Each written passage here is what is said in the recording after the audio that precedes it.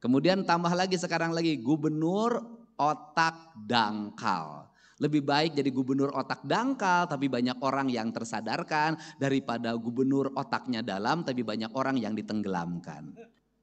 Ini. Jadi orang Sunda naon? Kalau para mahasiswa apa yang dilakukan? Tong gelehan, tong bauan. Sudah. Jangan nunggu pekerjaan, lakukan apa saja. Jangan karena jadi sarjana di rumah embung nyeseh we. Ngistrika we, ngisikan we. Kalau ada waktu nanti sudah sibuk kita tidak mampu orang lain yang mengerjakan. Kenapa? Karena orang tua kita akan memiliki kebanggaan yang luar biasa. Anak aing mah kamari geus dilantik jadi sarjana. Sudah make baju Batman. Tapi ayeuna di imah daekan maraban doma, maraban sapi. Kenapa? Hobi ini akan masuk dalam pikiran. Saya karena sejak kecil seneng nyangkul, sejak kecil senengnya tanur, sejak kecil senengnya pare, sampai hari ini tiap pagi aing vlog mapai sawah. Kenapa? Saya senang dunia saya adalah dunia pertanian. Dunia yang membawa saya kebahagiaan. Esensinya bukan di hasil. Itu mah hasil mah dari dihitung teka harti. Tapi di proses saya bisa melihat perkembangan padi. Dari mulai dibajak, ditanam sampai dipanen. Dan itu sarana rekreasi saya setiap pagi. Maka saya ada jadwal yang tidak boleh diganggu oleh siapapun. Jam 5 pagi sampai jam 8. Itu adalah jadwal saya mapai sawah. Nah, kemudian apakah secara ekonomi menguntungkan bagi seorang Deddy Mulyadi? Menguntungkan, kenapa? Maka uang saya digunakan untuk membersihkan saluran air, untuk membayar anak orang-orang yang nyapu di jalan, untuk menanam pohon, untuk membuat berbagai desain arsitektur bangunan yang indah, dan itu dinikmati banyak orang. Kenapa? Kalau saya tidak punya hobi itu, maka saya pilih yang lain. Jalan-jalan ke Singapura, pergi ke Prancis, kemana-mana muter ke Bali. Nggak pernah berhenti terus. Yang menikmati hanya diri saya, bukan orang lain. Tapi dengan hobi saya ke sawah, berapa orang yang terhidupi dengan itu, berapa jalan yang bersih, dan akhirnya di kampung saya ribuan orang tiap hari Sabtu dan Minggu memenuhi jalan untuk berjalan kaki di hamparan sawah yang indah. Maka hobi saya memberikan manfaat bagi banyak orang dan infrastruktur menjadi baik. Itulah pemimpin. Nah, itu.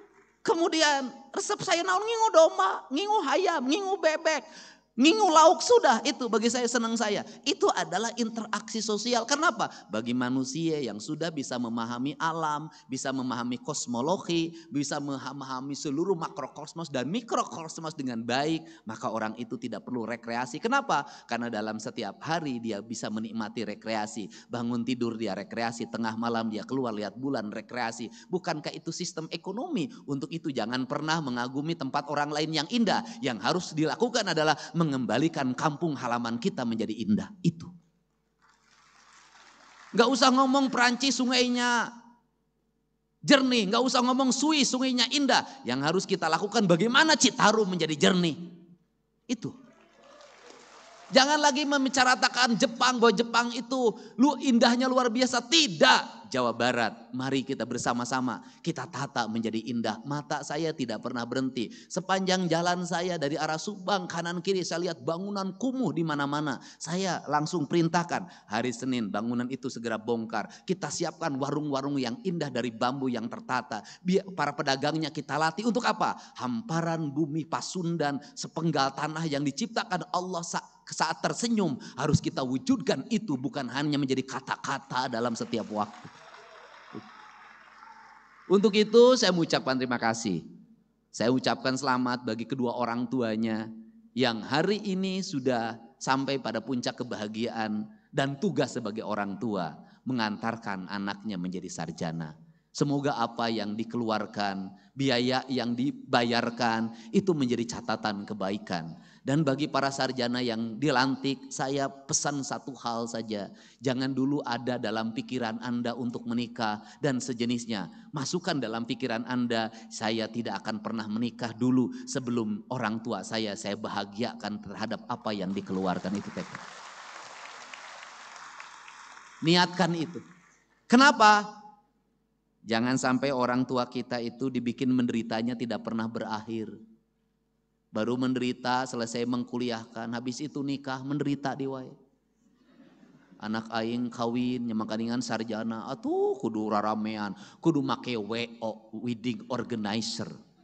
Kudu aya pra-wedding. Wah. Udah lagi hutang lagi. Setelah itu apalagi setelah nikahan reuneuh. Bagian bapak jeung indungna deui. Geus reuneuh naon deui ngajuru. Ngajurunya di sesar. Indung bapaknya lagi. Setelah ngajuru apalagi 40 poe. Indung bapaknya lagi, setelah itu anaknya anu naon nu ngeong-ngeong, nu menerkeun ompol, tapi ka sakola TK nini akina di wae. Makanya Indonesia itu negeri yang paling aneh di dunia. Kenapa di Indonesia paling aneh? Hanya di Indonesia taman kanak-kanak eusina nih. Hanya di Indonesia, Pak. Makanya judulnya juga taman kakek-kakek. Hanya di Indonesia. Dan kemudian disitulah saya prihatin. Mohon maaf, punten. Nini di Indonesia menira ripu. Incu belah dia nu hiji incuna diangkat, nu hiji ngambek. Tah si eta mah incu si eta we nu diayong teh kanak aing mah nu tamelar. Kan begitu. Digangku di nu itu tuh si eta mah boga nini teh sia mah pilih kasih. Ka anak si Jumad we nu bager teh, ai kasih titin ka anakna menitara ningali ocon. Pasea di wae, Pak. Gering ini geus ribut ngabagi waris Indonesia. Sakit ibunya tidak ada yang datang. Giliran sudah meninggal datang semuanya. Apa yang dibicarakan? Kade bagian aing, sia teh aing teh anakna. Nah, ari sia gelo. Ini mohon maaf ya culture. Coba lihat nini di luar negeri. Laleumpang, garaya, marake tank top. Anda coba lihat di Bali, nini jeung aki-aki. Garaga, dalahar duaan ngomong romantis jeung aki-aki teh. Teu mamawa incu. Nini, itu. Kenapa mereka? Mereka tenang, Pak. Kenapa? Mereka ada jaminan hari tua dari negaranya. Bisa melancong ke berbagai tempat. Di Indonesia gering, BPJS ente klaim. Cek BPJS teh nini mah wah klaimna cenah. Kunaon panyakitna cenah itu kakadek cenah. Ampun pinting. Nah, ini kan harus dirubah sampai penderitaan itu jangan sampai juga sampai alam kubur. Mohon maaf, ini harus dibenerin. Coba lihat film. Kalau film hantu Tiongkok, Cina, itu pampirnya gagah-gagah. Senyum, Pak, giginya gigi emas, Pak. Coba hantu Indonesia. Pocong. Getihan. Tukangna bolong, Sunda bolong. Dan hantu Indonesia itu pasti dendam, penuh kebencian. Nah, Arisia, coba saya minta yang bikin film hantu, tolong jangan menghinakan bangsa Indonesia ke depan. Ulang ngahinakan orang Sunda, engke mas Sunda bolong tegelis, tebolong. Udah. Terus kemudian nanti hantu-hantu nggak boleh lah. Dan sekarang itu anak-anak di Indonesia, anak-anak di Jawa Barat tidak ada yang ditakuti. Kecuali Deddy Mulyadi.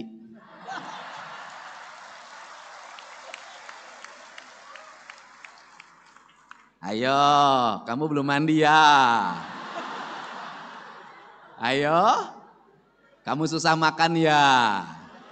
Ayo, kamu nggak mau sekolah ya? Ayo, kamu melawan terus sama papa dan mamahnya, sama ibu dan bapaknya, sama mami dan papihnya. Ayo, mau dibawa ke barak? Tapi sekarang itu anak-anaknya juga pinter, anak-anaknya speak up lagi. Saya tidak boleh main handphone, Pak Dedi. Ibu saya kerjanya nonton HP. Tolong bawa ke barak. Ya itulah hidup ya. Makanya orang tuanya ngasih contoh kalau ngelarang anaknya main HP, ibunya bikin kue untuk anaknya, bikin masakan untuk anaknya. Terus gogorowokan deui. Pak Dede, ya salaki aing gawena molor we, molor. Bawa ka barak. Lain bawa ka barak, sia teh bawa ka pengadilan agama ngeusan ya sia teh.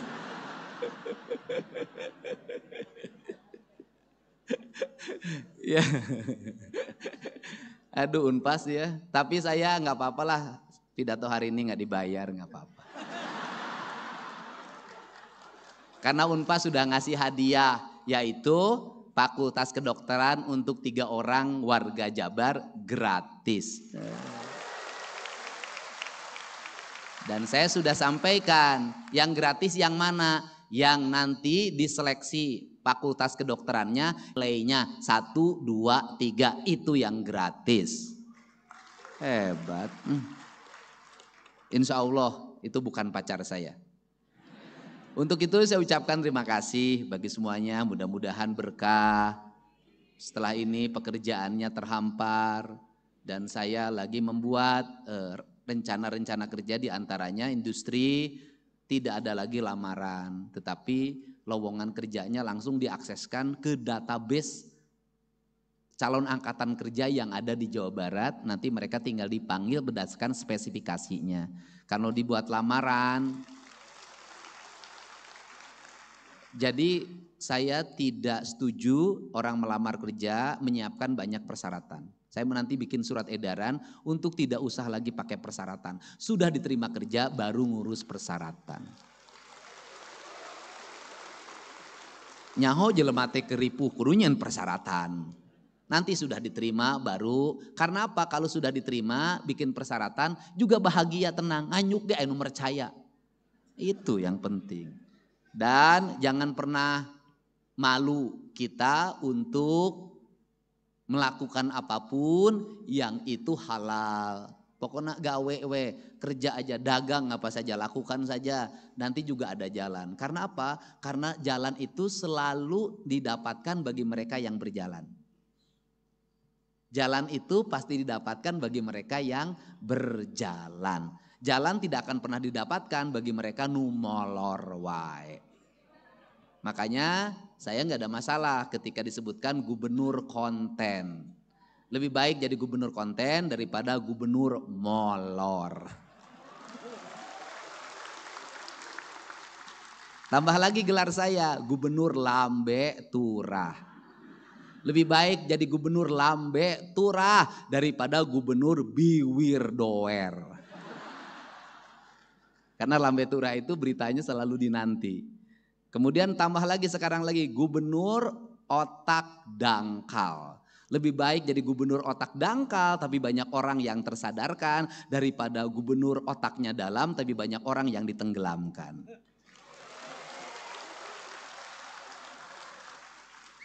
Pekwe lawan aing. Iyalah Bapak aing gitu. Terima kasih ya, sukses. Coba yang sebelah sini, semangat. Bagi yang usianya sudah tua, berterima kasihlah pada suaminya.